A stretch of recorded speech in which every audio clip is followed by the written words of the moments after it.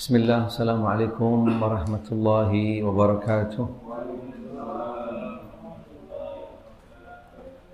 Alhamdulillah, Alhamdulillahi Rabbil Alamin, wa bihi nasta'in ala umurid dunya wad din. Wassalatu wassalamu ala nabiyyina Muhammad wa ala alihi wa ashabihi wa man tabi'ahum bi ihsanin ila yaumiddin, amma ba'd. Subhanaka la ilma lana illa ma 'allamtana innaka antal alimul hakim. Rabbi shrah li sadri wa yassir li amri wahlul 'uqdatam min lisani yafqahu qawli. Allahumma rzuqni al-ikhlasa fil qawli wal 'amal fis sirri wal 'alan. Ma'asyiral muslimin wal muslimat rahimani rahimakumullah. Bapak-bapak, ibu-ibu sekalian, jamaah Masjid Raihan yang mudah-mudahan senantiasa dirahmati oleh Allah Subhanahu wa taala. Alhamdulillah wa syukurillah, pada malam hari ini Allah Subhanahu wa taala mengizinkan, menakdirkan kita kembali bersama di dalam majelis ilmu. Mudah-mudahan Allah Ta'ala senantiasa melimpahkan kepada kita semua hidayah dan taufiknya, ilmu yang bermanfaat, serta kita selalu berada di jalan siratal mustaqim. Alhamdulillah wa syukurillah. Pada malam hari ini, wallahu a'lam, nampaknya bab yang terakhir di dalam bab tentang pernikahan dan yang terkait di dalamnya dengan pernikahan. Setelah sebelumnya pertemuan yang pekan lalu, yaitu bab tentang bagaimana memberikan nafkah, siapa yang wajib diberikan nafkah, serta syarat-syaratnya para penerima nafkah, serta siapa yang sudah terlepas atau sudah tidak wajib lagi, yaitu menerima nafkah. Pada malam hari ini babnya yaitu di dalam bab pengasuhan. Di dalam bahasa fiqih namanya al-hadanah. Al-hadanah. Apa yang dimaksud dengan al-hadanah? Syarat-syarat daripada yaitu penerima hadanah, apa ketentuannya dan seterusnya. Ini masih terkait dengan yaitu bab yang sebelumnya pastinya, dan juga masuk di dalam bab yang besar, pokok pembahasan di dalam bab nikah. Hadanah dan syarat-syaratnya yang dijelaskan di dalam yaitu ilmu fiqih atau di dalam agama Islam. Kaitannya adalah proses pengasuhan ini setelah yaitu situasi kondisi yang sebelumnya sudah tidak bisa dibendung lagi, tidak bisa ditata lagi, dipertemukan kembali, dicarikan solusi, tetapi harus juga yaitu melalui proses talak atau dengan khulu' yang menyebabkan keutuhan daripada sebuah rumah tangga. Berarti harus yaitu menjalani proses kehidupan yang berbeda dengan yang sebelumnya, yang menjadi titik permasalahan di dalam bab tentang hadanah serta perhatian agama di dalam yaitu masalah hadanah adalah hasil daripada proses pernikahan, yaitu anak keturunan. Bagaimana terhadap mereka? Kewajiban siapa untuk mengasuh dan hak apa yang harus diterima oleh seorang anak, sampai batasan berapa dan seterusnya, dia untuk menerima, mendapatkan yaitu hak asuhan. Karena pastinya proses yang sebelumnya, yaitu yang terjadi baik dengan proses talak, dengan tahapan-tahapannya, atau juga dengan khulu' yang biasanya akan berakhir juga dengan perpisahan, berpisahnya yaitu suami dengan istri. Padahal kita sama-sama ketahui bahwasanya anak adalah amanah. Anak keturunan adalah amanah, sekaligus karunia dari Allah. Karena tidak sedikit dari saudara-saudara kita yang mereka sudah berkeluarga, tapi Allah Ta'ala tidak berikan rezeki daripada keturunan, mungkin diberikan rezeki yang lain. Sehingga anak selain amanah di dalam satu sisi yang lain adalah sebagai bentuk anugerah karunia dari Allah Subhanahu wa Ta'ala. Yang seharusnya karunia ini dan juga ada unsur amanahnya di dalam, walaupun ketika sudah berpisah sebuah kehidupan rumah tangga, berarti harus tetap dijaga, harus tetap dilindungi, harus tetap masih yaitu diberikan hak-haknya. Karena dalam dirinya melekat harkat. Karena seorang anak ketika mendapatkan yaitu ketentuan di dalam kehidupan rumah tangga orang tuanya, sampai kapanpun anak akan tetap membawa yang namanya nama orang tuanya, nggak bakal bisa hilang sampai kapanpun. Karena dalam dirinya masih melekat yang namanya harkat, martabat dan hak sebagai manusia yang harus dijunjung tinggi.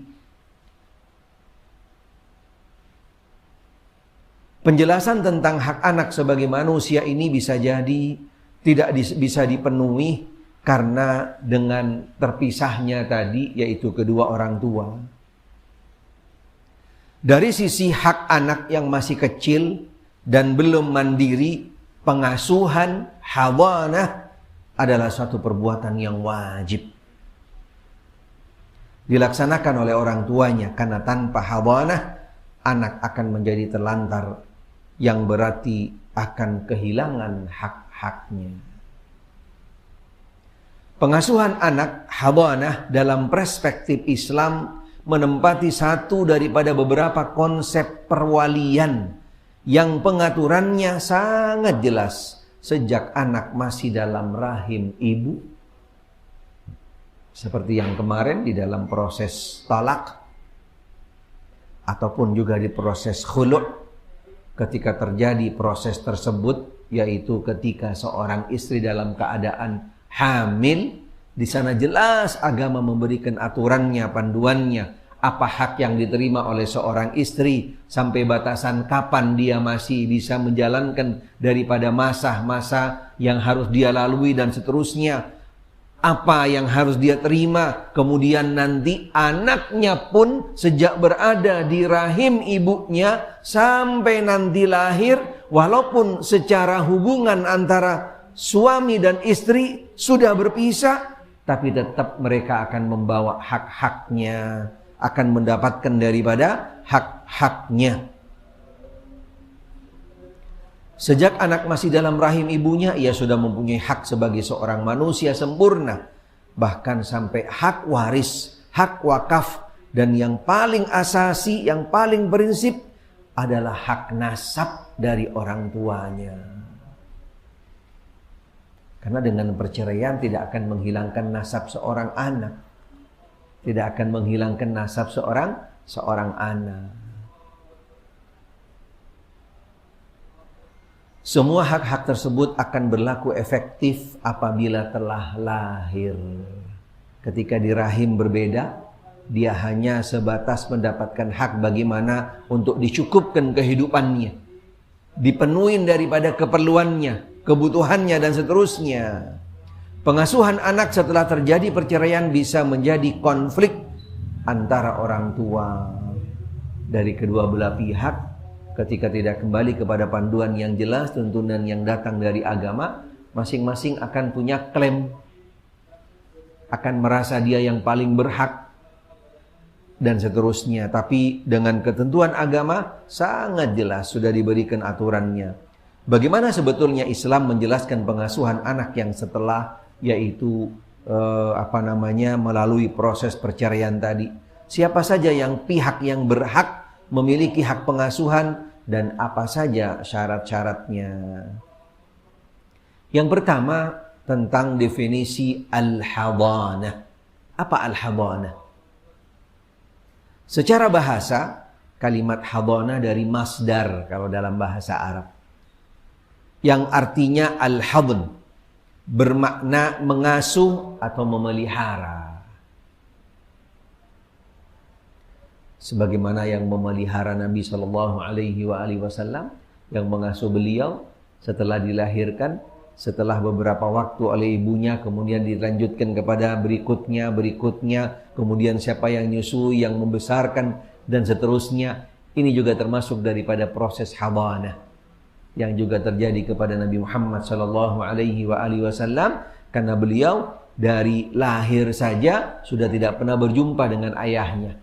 Ketika umur 6 tahun ditinggal oleh ibunya. Subhanallah. Umur 6 tahun ditinggal ibunya dan meninggalnya di perjalanan. Beliau ikut menggali lubangnya. Subhanallah. Bayangkan. Beliau umur 6 tahun menggali lubang untuk mengubur daripada, yaitu orang tuanya, ibunya waktu itu bersama Ummu Aiman, selaku yang pertama kali yang mengambil, yaitu acting selaku hadinah yang mengasuh Nabi SAW.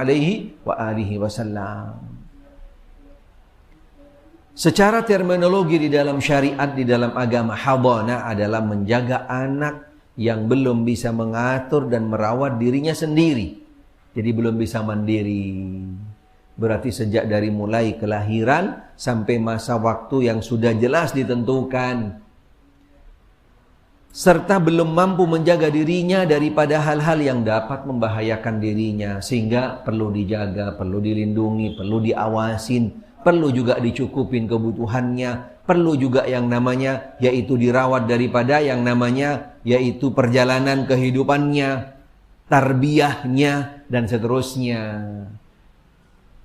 Hukum hadanah ini hanya dilaksanakan ketika pasangan suami istri bercerai dan memiliki anak yang belum cukup umur untuk berpisah dari ibunya. Berarti nggak ada yang namanya ngambil anak, nggak bisa. Berbeda kalau nanti setelah cerai, gitu kan, akan diambil alih asuh misalnya, itu ada ketentuannya, ada syaratnya. Siapa yang bisa mengambil alih asuh daripada, yaitu seorang anak ketika seorang suami dan istri berpisah.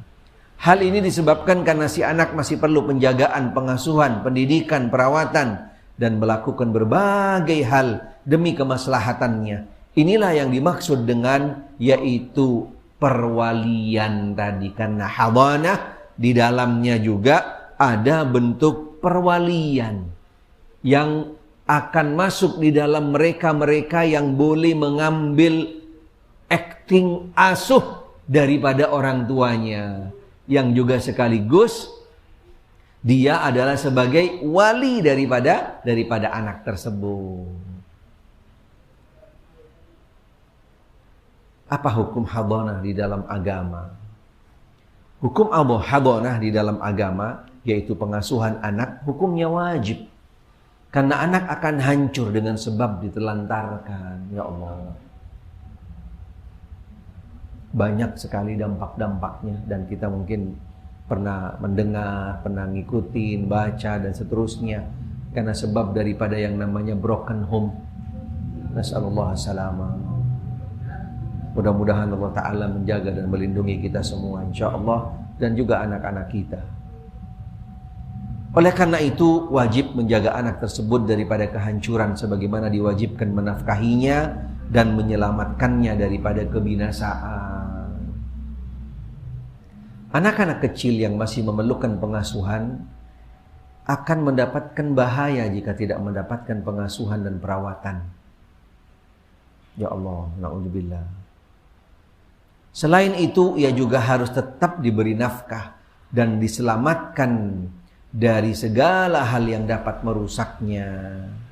Sebagian ulama fiqh menukil bahwasanya ijma', konsensus para ulama tentang wajibnya mengasuh anak kecil hingga mampu, yaitu berdiri sendiri atau mandiri. Jadi ketika masih kecil wajib untuk diasuh. Kewajiban ini kembali kepada siapa? Ketika sudah berpisah. Kadang-kadang dari semua pihak pengen ngambil, bahkan kadang-kadang dari semua pihak pengen lepas tangan. Ada yang begitu juga. Subhanallah. Kewajiban itu ketika dari kedua belah pihak yang berpisah ini sudah lepas tangan misalnya, siapa di sini yang punya hak kewajiban untuk melanjutkan pengasuhan setelah daripada yaitu orang tuanya? Hukum wajib di sini maksudnya yaitu wajib kifayah. Wajib kifayah. Karena konsekuensinya anak di sini apalagi ketika sudah dilepas oleh orang tuanya, dia nggak tahu harus kemana, kepada siapa dia harus menuju dan seterusnya. Sehingga kewajibannya wajib kifayah. Ketika umat Islam melihat seseorang yang dilepas, ditelantarkan oleh orang tuanya, begitu saja ditinggal, padahal dia berada di masa yang harus diasuh, dididik, dirawat, dijaga dan seterusnya. Kalau sampai didiamkan begitu saja, tidak ada yang mengambil alih, berarti semua umat Islam berdosa. Tapi ketika sudah ada yang mengambil alih, berarti fardu kifayah, berarti gugur hukum bagi yang lainnya. Hadana sangat terkait dengan 3 hak. Di dalam hadana pengasuhan ini ada 3 hak yang harus ada di dalam, yaitu proses hadana tadi. Yang pertama, hak wanita yang mengasuh, hak anak yang diasuh. Hak wanita yang mengasuh, hak anak yang diasuh, hak ayah atau orang yang menempati posisinya.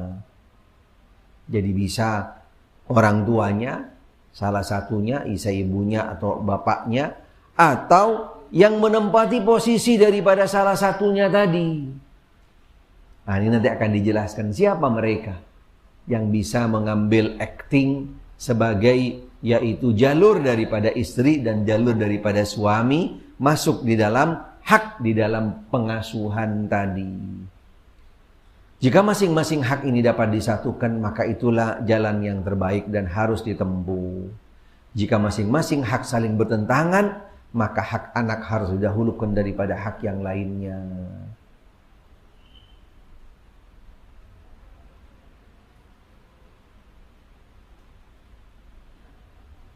Jadi ketika kedua belah pihak tadi sepakat gitu kan, itu pastinya akan tenang.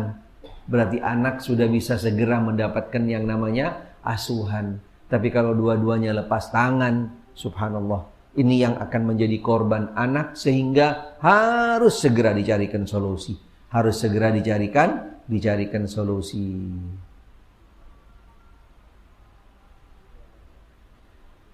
Hadana, pengasuhan, menjadi hak bagi sang anak, yaitu yang menjadi punya hak asuh tadi, juga orang yang mengasuh. Al-hadin namanya, dia menjadi hak anak atau yang diasuh, ditinjau dari hak penjagaan yang harus didapatkan si anak, yang jika ditelantarkan akan menyebabkan si anak sengsara.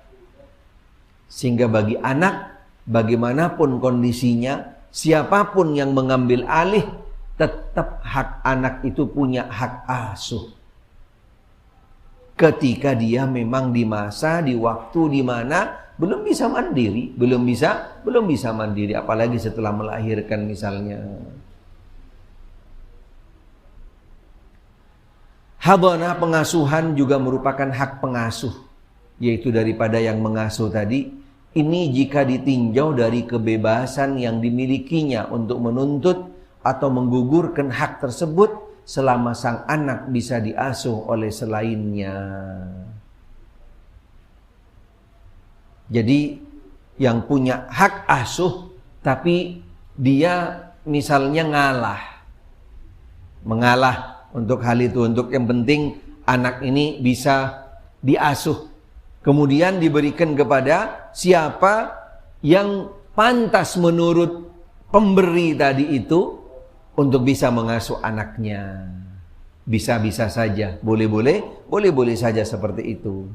Orang yang berhak menuntut hak pengasuhan ini adalah semua laki-laki. Laki-laki yang mana dulu nih? Laki-laki yang menjadi asabah. Namanya asabah. Jadi jalur dari laki-laki yang menjadi ahli waris dari garis keturunan laki-laki selain suami. Berarti adik kakaknya suami, orang tuanya suami, kakeknya suami, gitu kan? Selain daripada suami, itu namanya asabah. Kemudian dan juga bisa termasuk di dalamnya saudara sebapak dan paman, sekandung dan saudara sebapak serta juga paman masuk di dalamnya. Semua wanita. Yang kedua yaitu jalur daripada wanita yang menjadi ahli waris seperti ibu, nenek, saudari atau orang yang punya pertalian darah dengan ahli waris seperti bibi, keponakan atau sepupu dan yang lainnya. Jika semua yang di atas tidak ada lagi, maka wajib pemerintah yang mengurusnya. Subhanallah. Apalagi ada undang-undangnya kan di dalam pemerintah. Undang-undang dasar nomor berapa itu Pak? Siapa ingat? Hah?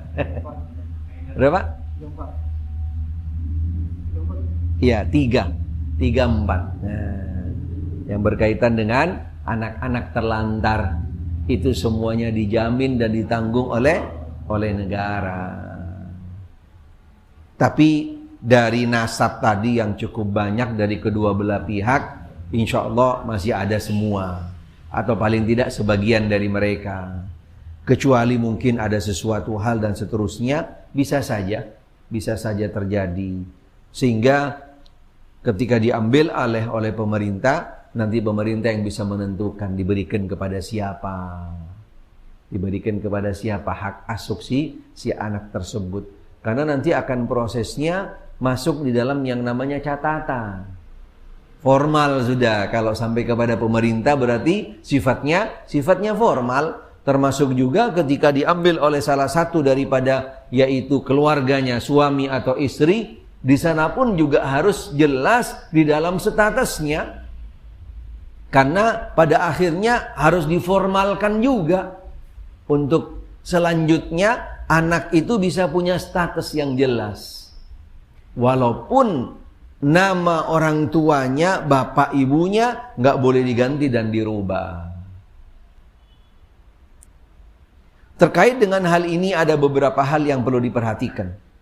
Pihak ibu terpaksa harus mengasuh anak jika kondisinya memang memaksa demikian, karena tidak ada orang lain selain dirinya yang dipandang pantas untuk mengasuh anak.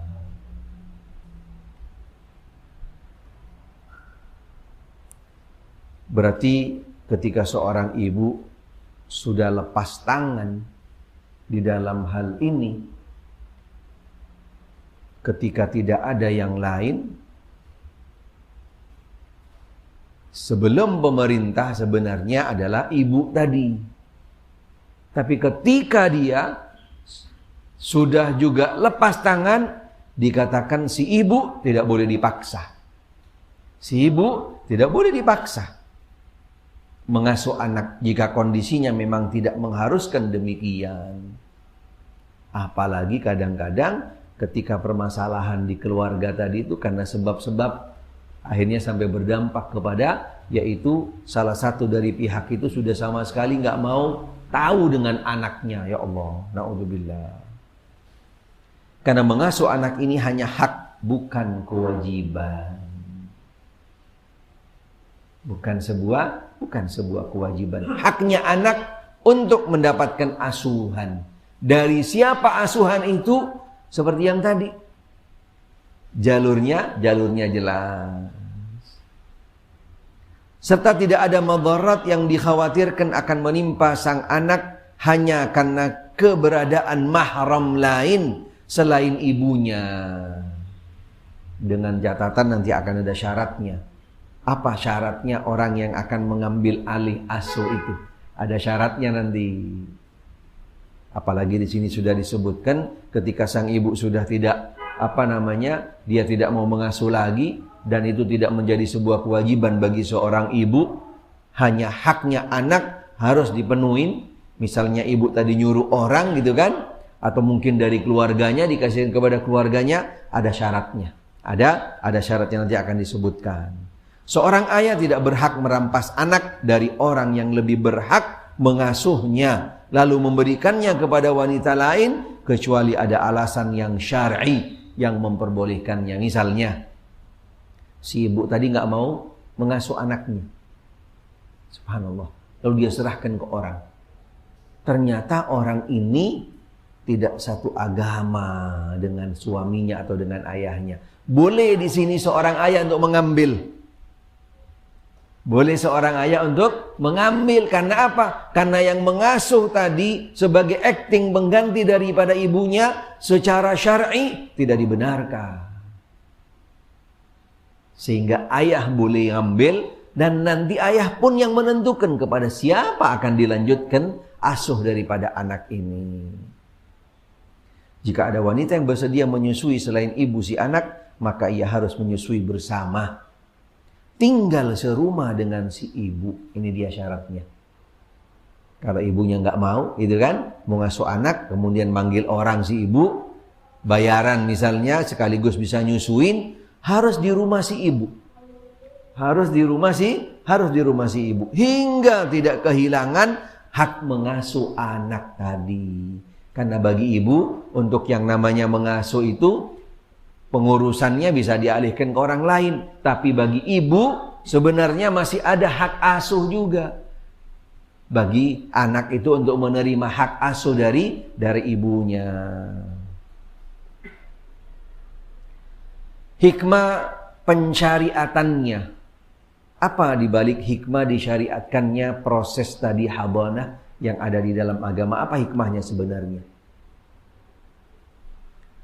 Anak-anak kecil dan yang semisalnya, seperti orang yang gila atau lumpuh dan sejenisnya, tidak mampu memelihara dirinya sendiri dan tidak mampu juga membinanya.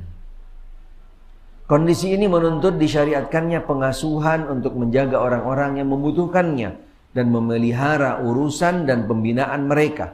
Apalagi saat terjadi perpisahan pasangan suami istri, itu merupakan sebentuk rahmat bagi mereka sehingga mereka tidak rusak atau terlantar sehingga menjadi bencana bagi masyarakat. Na'udzubillah.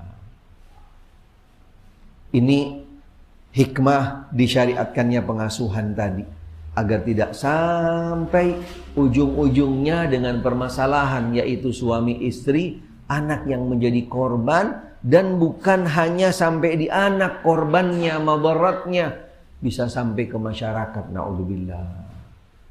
Karena lepas tangannya daripada kedua orang tua tadi itu, yaitu untuk mengasuh anaknya, baik dia diambil langsung pengasuhannya atau diserahkan kepada orang lain. Apa syarat-syarat bagi mereka yang punya hak asuh? Di sini dijelaskan syarat-syaratnya. Para kalangan ulama fiqih menyebutkan ada sejumlah syarat untuk mendapatkan hak asuh anak yang harus dipenuhi demi menjaga dan memelihara kemaslahatan anak. Berarti di sini yaitu dari garis keturunan tadi dari suami atau istri. Apa selain suami dan istri yang bisa mengambil alih akting selaku ayah atau ibu mengasuh daripada anak itu. Apa syarat-syaratnya? Jika syarat ini tidak terpenuhi, maka hak asuh akan hilang. Syarat-syarat tersebut ada yang disepakati dan ada yang menjadi perselisihan para ulama. Di antaranya, syarat-syarat yang disepakati adalah yang pertama, berakal sehat. Pasti orang sehat yang ngasuh. Karena kalau orang ada gangguan, ngurus sendiri aja nggak bisa gitu kan, gimana mau mengurus anak. Hak pengasuhan tidak boleh diberikan kepada orang yang tidak berakal sehat. Amanah dalam agamanya. Maksudnya,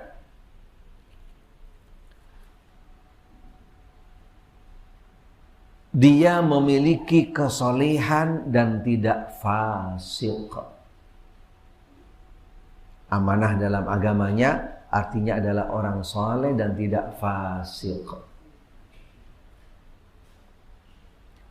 Selain tadi berakal, kemudian juga amanah, berarti tidak fasik. Sebab orang fasik seperti pemabuk, dikenal sebagai yaitu pelaku-pelaku dosa besar, tidak dapat dipercaya dalam menunaikan kewajiban pengasuhan ini. Gak mungkin diberikan kepada tadi orang-orang yang sifatnya adalah orang-orang fasik. Memiliki kemampuan dalam mengurus urusan dan mendidik anak yang diasuh. Dia punya kemampuan bisa ngurus anak.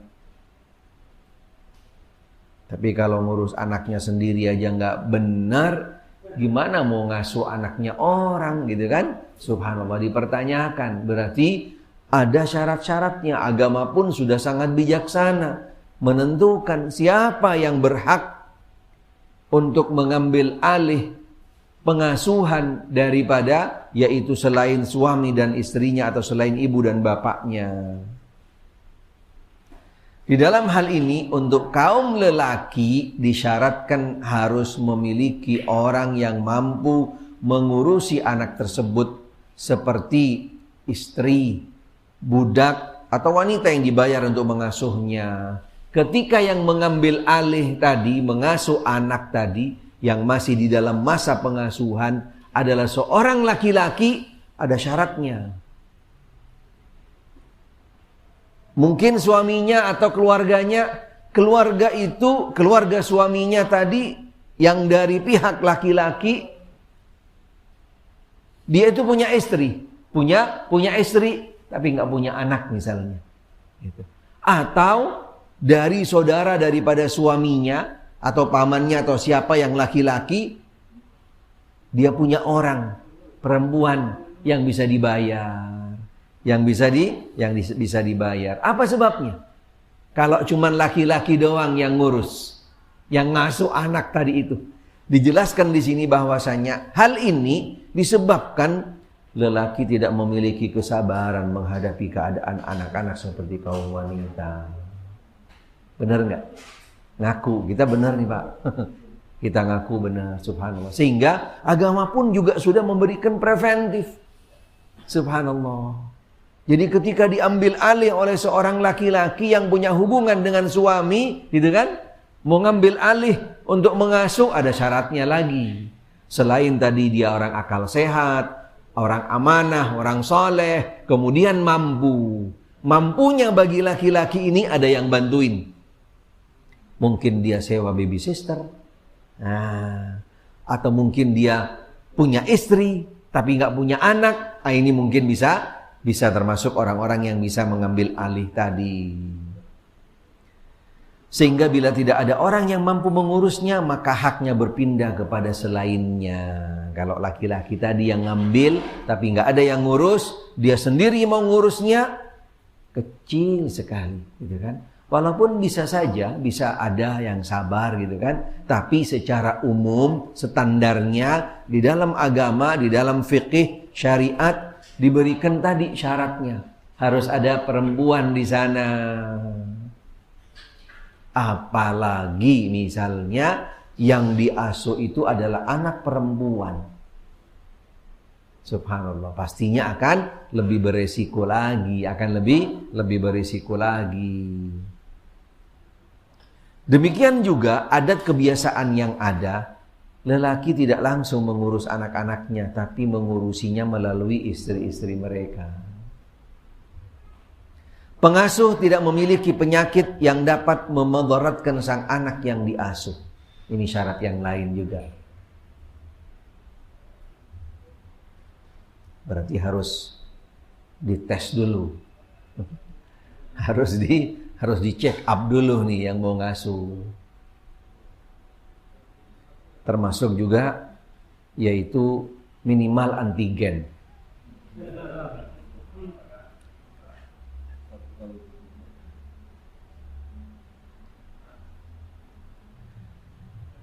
Pengasuh tidak memiliki penyakit yang dapat memudaratkan sang anak yang diasuh. Tinggal menetap di daerah anak yang diasuh. Tinggalnya juga di mana anak itu tinggal. Wanita yang akan mengasuh disyariatkan tidak memiliki suami yang bukan kerabat dari sang anak. Bukan kerabat dari sang anak. Subhanallah. Jadi ketika yang mengasuh di sini wanita. Wanitanya bersuami tapi suaminya bukan kerabatnya sang anak. Bukan kerabat sang anak. Apabila sang wanita pengasuh tersebut, baik ibu atau yang lainnya, menikah dengan kerabat sang anak, maka tidak ada hak hadanah, tidak punya hak yang namanya pengasuhan. Sehingga gugur hak pengasuhannya di sana. Seorang ibu akan gugur hak kepengasuhannya terhadap anaknya apabila dia dinikahi lelaki lainnya. Subhanallah.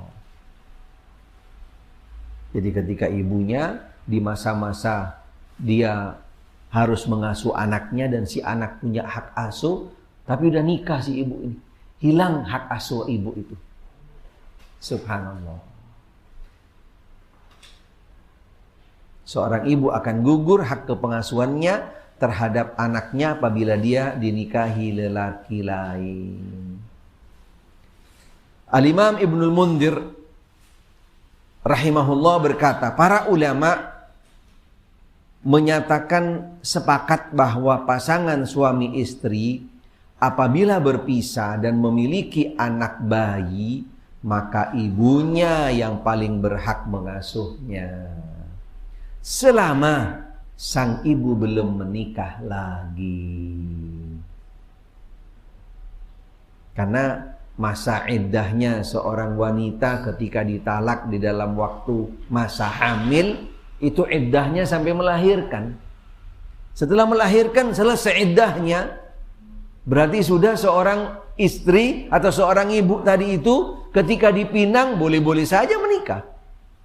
Tetapi hak asuh anak dengan dia menikah gugur.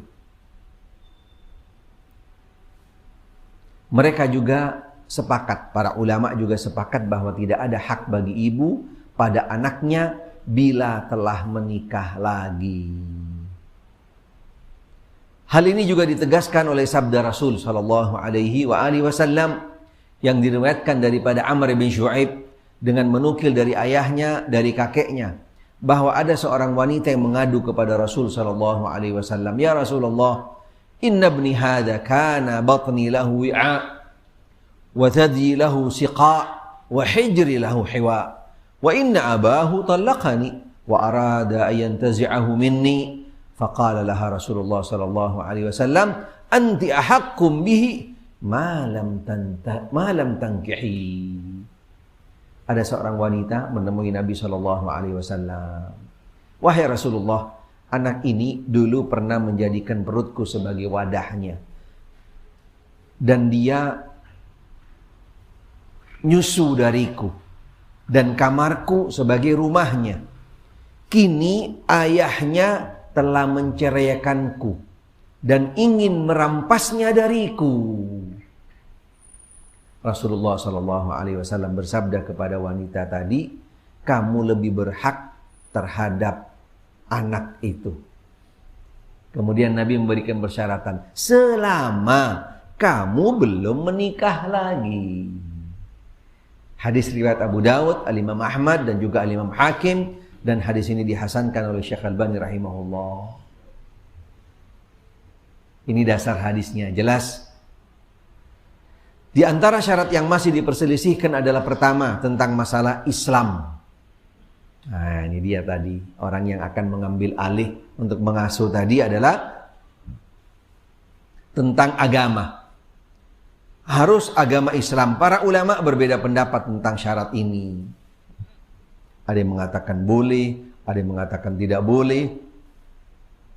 Kemudian dan pendapat yang benar, yang kuat adalah pendapat daripada madhab Syafi'iyah, berpendapat bahwa Islam adalah syarat daripada yaitu di dalam pengasuhan.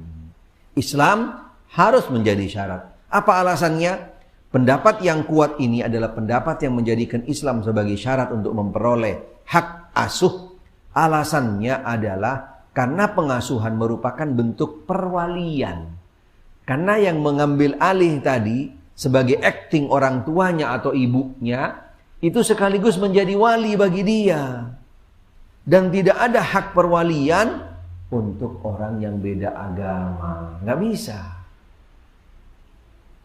Sehingga di dalam hak ini harus juga orang muslim. Juga karena dikhawatirkan sang anak akan terfitnah dalam urusan agamanya. Sebagai akibat dari pengajaran dan pembinaan yang dilandasi, yaitu ajaran yang berbeda dengan orang tua si anak.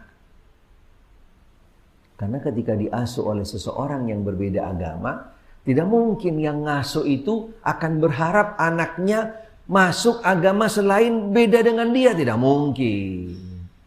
Pasti dia akan berharap juga si anak yang diasuh itu ngikutin agama dia. Ini jelas menjadi madarat, bahaya yang sangat besar. Apalagi dipancang secara umum bahwa orang yang mengasuh pasti sangat ingin anak yang diasuhnya sesuai dengan ajaran agama yang dianutnya. Ini adalah bahaya terbesar yang akan mengancam sang anak jika diasuh oleh orang yang berbeda agama dengan orang tuanya. Sebagaimana Nabi SAW bersabda, setiap anak lahir dalam keadaan fitrah, suci, yaitu dalam agama Islam. Lalu kedua orang tuanya lah yang menjadikan dia itu sebagai Yahudi, Nasrani atau Majusi. Hadis sahih, riwayat Imam Al-Bukhari dan Imam Muslim. Hadis ini menunjukkan bahwa agama tidak aman jika diasuh oleh orang yang berbeda agama. Syarat yang kedua, mereka bukan budak, hamba sahaya, tidak boleh. Ada dua pendapat ulama dalam masalah ini. Mayoritas ulama diantaranya mazhab Hanafiyah dan Syafi'iyah dan Hanabila berpendapat bahwa syarat pengasuh adalah orang yang merdeka, nggak boleh budak. Apa sebabnya? Sedangkan menurut pendapat yang lain diperbolehkan. Pendapat yang kuat adalah pendapat tadi yang mengharuskannya bukan budak.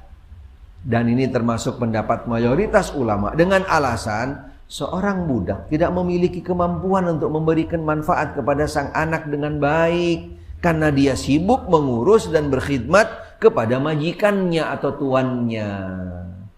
Sehingga dengan demikian tujuan pemberian hak hadanah, hak asuh tidak bisa terrealisasi dengan baik.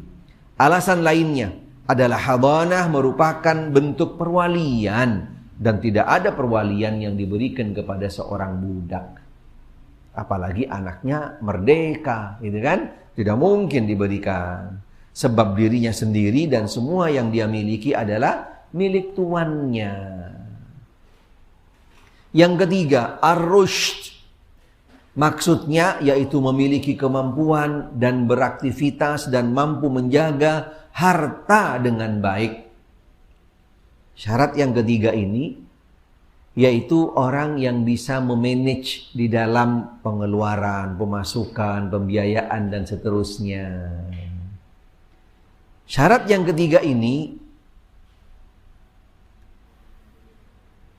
ada pendapat yang menetapkan bahwasanya pengasuh dalam hadanah harus memiliki sifat ar-rushd. Karena dikhawatirkan dia akan menghabiskan atau menyia-nyiakan harta sang anak. Karena biasanya si anak punya waris, gitu kan? Anak yatim banyak dapat dana, uang dan seterusnya. Bagaimana nih orang yang mengambil asuh? Apakah harus orang yang mampu memanage, mengatur, dan sekaligus dia itu tahu dengan bagaimana perhitungan pengeluaran, pemasukan dan seterusnya?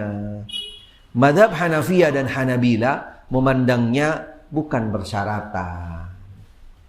Pendapat yang kuat adalah pendapat yang menyatakan ini bukan syarat yang prinsip. Apa sebabnya? Sebab ar-rusydu tadi adalah kemampuan mengolah harta dengan baik, sehingga orang yang tidak memiliki sifat ini dilarang beraktivitas pada harta. Sedangkan hadanah tidak termasuk pengolahan harta. Karena yang diasuh itu bukan ngurus hartanya, tapi ngurus anaknya. Ngurus anaknya. Sehingga yang menjadi prioritas utama adalah orang yang bisa benar-benar tadi mampu untuk mengurus anak, bukan mengurus hartanya. Jadi tidak harus syarat orang yang mampu mengelola keuangan, tidak harus. Sehingga ada beberapa daripada anak yatim itu diserahkannya kepada panti asuhan. Dalam hadanah, hak yang wajib, hak yang diberikan adalah hak pemeliharaan agar bisa mendidik, mengurusi kehidupan sang anak. Apabila dalam aktivitasnya terjadi sesuatu yang merugikan sang anak yang diasuhnya, maka hak asuh digugurkan karena lalai dalam mengurus anak tersebut. Karena bukan yaitu urusan pengelolaan harta yang jelek. Sehingga tidak bisa dijadikan syarat dalam hal ini. Sehingga syarat yang ketiga tadi tidak menjadi prinsip.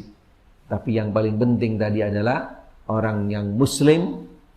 Yang kedua adalah yaitu bukan budak. Bukan budak. Selain syarat-syarat tadi yang di atas. Yaitu tadi orang yang mampu untuk mengasuh, punya kemampuan dia bisa mengasuh, kemudian orang saleh, kemudian orang saleh. Dan yang pertama tadi syaratnya adalah orang yang punya hubungan dengan dari jalur bapak, dari jalur suami atau daripada jalur istri. Jadi mereka masuk di dalam jalur yang tadi.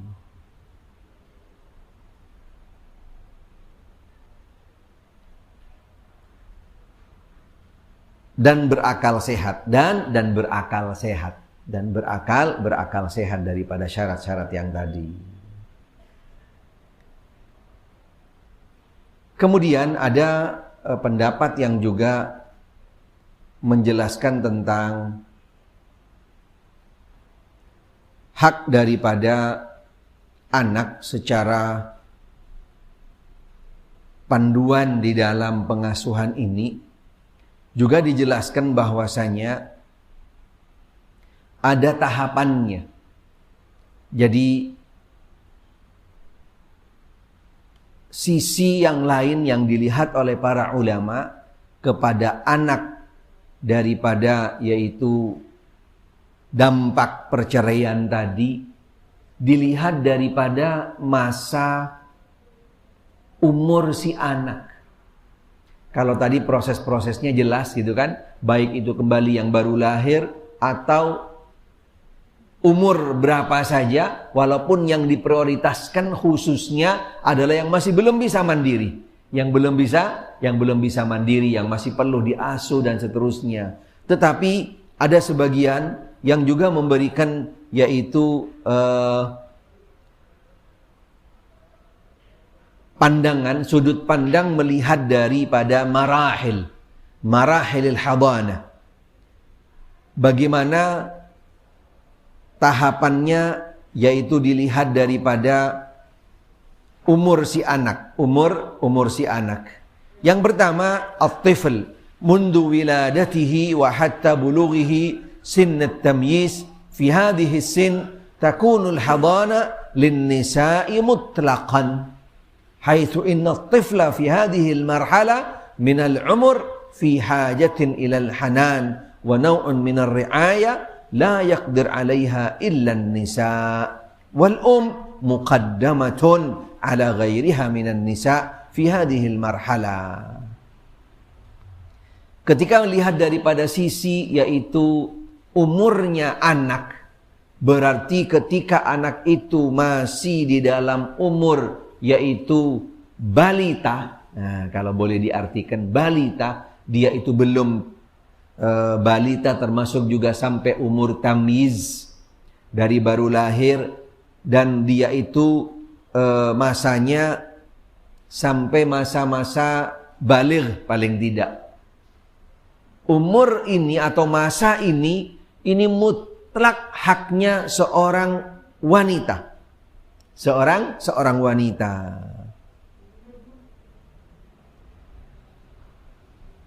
Apa sebabnya?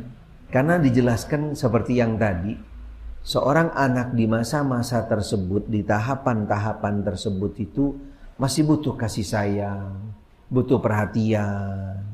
Sehingga hal-hal tadi itu tidak akan didapat kecuali daripada yang namanya wanita. Sama seperti tadi seorang wanita yang datang menemui Nabi Shallallahu Alaihi Wasallam, ya Rasulullah, saya ditalak oleh suami saya dalam keadaan hamil. Bismillah.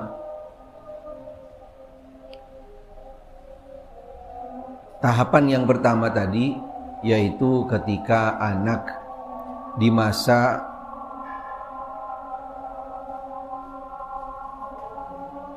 masih belum sampai kepada umur baligh. Yang utama dan yang paling berhak adalah ibunya atau wanita. Ketika seorang ibu tadi, yaitu dia mengalah atau mungkin diberikan hak hadonahnya kepada yang lain, tapi yang diutamakan adalah seorang wanita. Kalau toh juga laki-laki, seperti yang tadi kembalinya syaratnya. Dan ibu tadi akan punya peran utama di dalam mengasuh daripada anak tadi itu sebelum si ibu itu nikah dengan suami yang lain. Ketika sudah nikah dengan suami yang lain, berarti hak yang diutamakan di sini adalah anak kembali kepada ayahnya.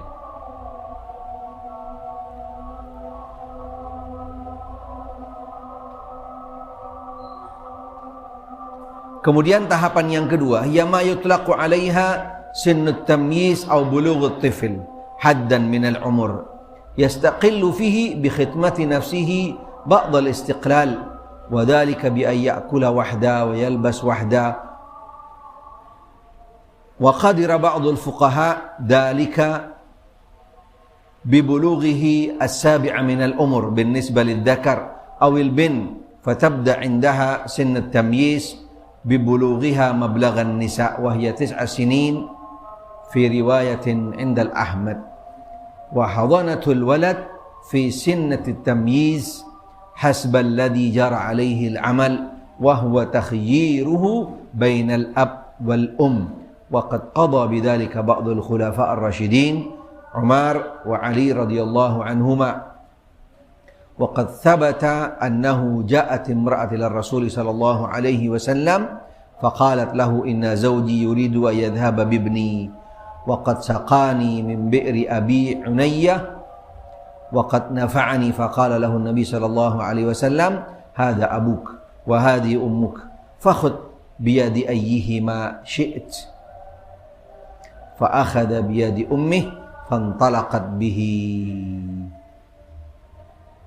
Ketika sudah melebihi daripada masa, yaitu di atas balita atau mendekati masa baligh, apalagi ketika sudah baligh, di sini kalau melihat kembali kepada proses yang kedua di sini, dilihat anak yang ditinggalnya, laki-laki apa perempuan. Kalau perempuan, ibu yang diutamakan. Tapi kalau laki-laki, diberikan pilihan kepada si anak, dia itu akan milih siapa? Milih ibu atau milih bapak? Dan itu pernah terjadi di zaman Nabi Sallallahu Alaihi Wasallam. Ini tahapan yang kembali tadi kepada umur, kembali kepada umur si anak. Wallahu a'lam.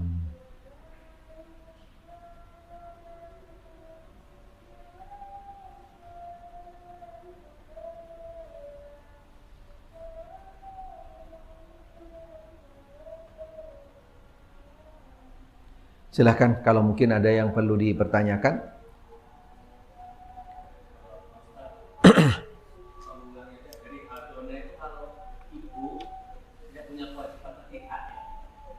Benar? Iya.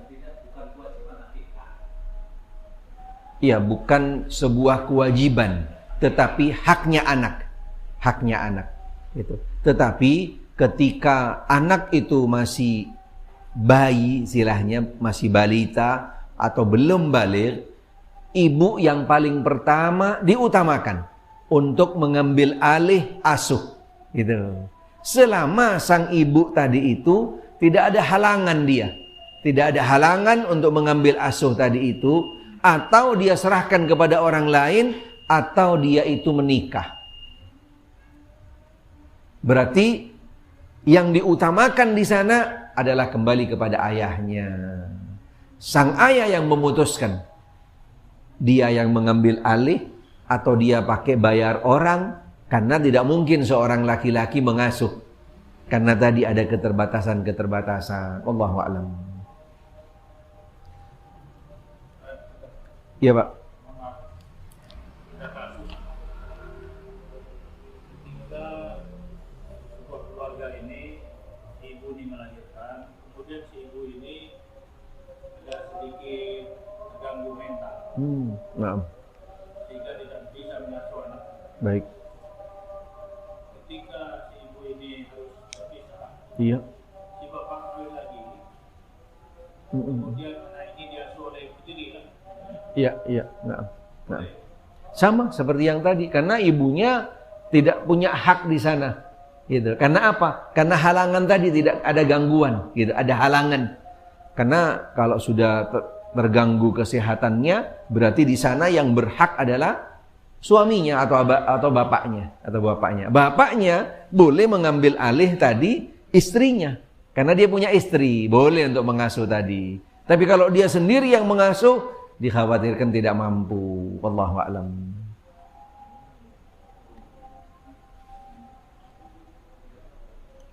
Monggo Pak, silakan Pak.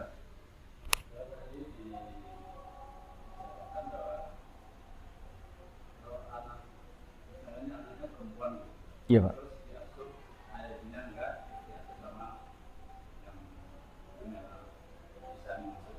Iya.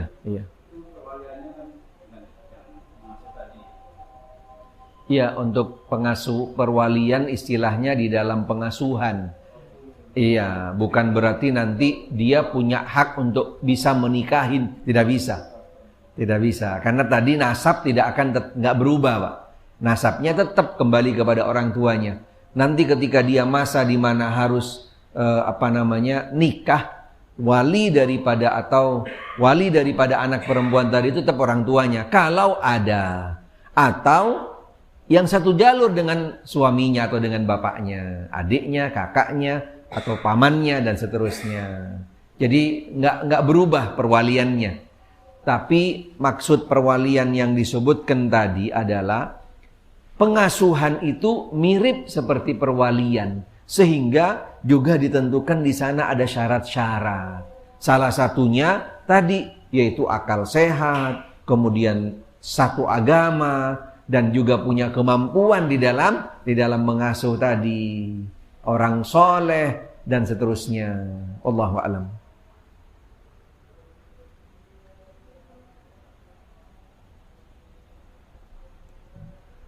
Wa yatimmu zawajul bint wal baligh ar-rashid umuman lahul khair.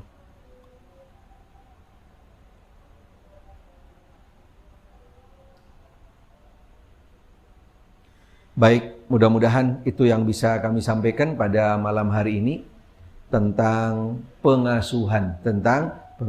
Mudah-mudahan nanti kita akan lanjutkan di dalam bab selanjutnya setelah bab nikah. Setelah bab nikah.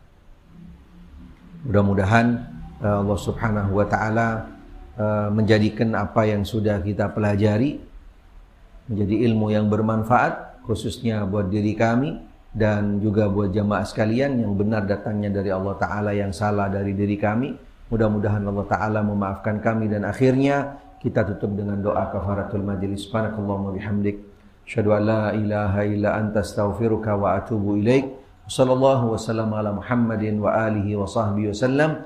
Walhamdulillahi rabbil alamin. Wassalamualaikum warahmatullahi wabarakatuh.